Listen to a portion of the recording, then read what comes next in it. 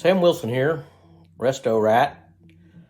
Welcome to Lesson Learned Segment 2 on the Pontiac 316 engine. Notice this thing was running a little hot and wasn't getting hot enough to boil over, but the temperature gauge was showing hot. I used an infrared thermometer all over the motor, and it was not out of bounds. It was all kind of under 190 all across the board, but I just didn't like the temperature gauge reading hot, and I couldn't figure out why it was. So I started studying the circulation of the oil, of the cooling water, and on this 316, I believe this is what they call a reverse flow motor.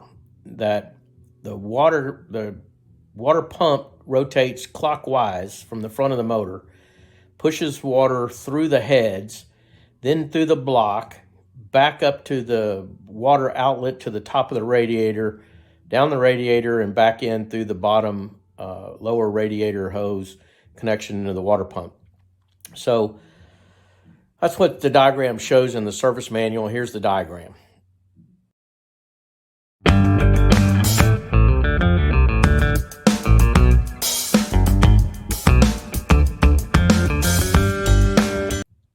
Now, the problem is that the water pump that's sold for a 316, 317 Pontiac engine is basically for the later model motors, I believe, probably 57, 58 and up. And evidently these early model motors, I would think that would include the 289 or whatever the earlier version, then the 316, maybe even one bigger than that. I think it's a 340, but I'm not sure.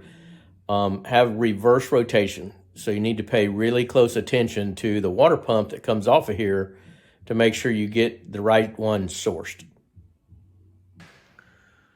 So this water pump is what I believe to be an original, and it has a part number on it that is 518041.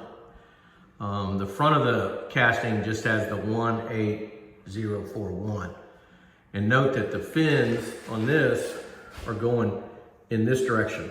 So they're going up. So when this thing comes around, it's capturing the water and pushing it out.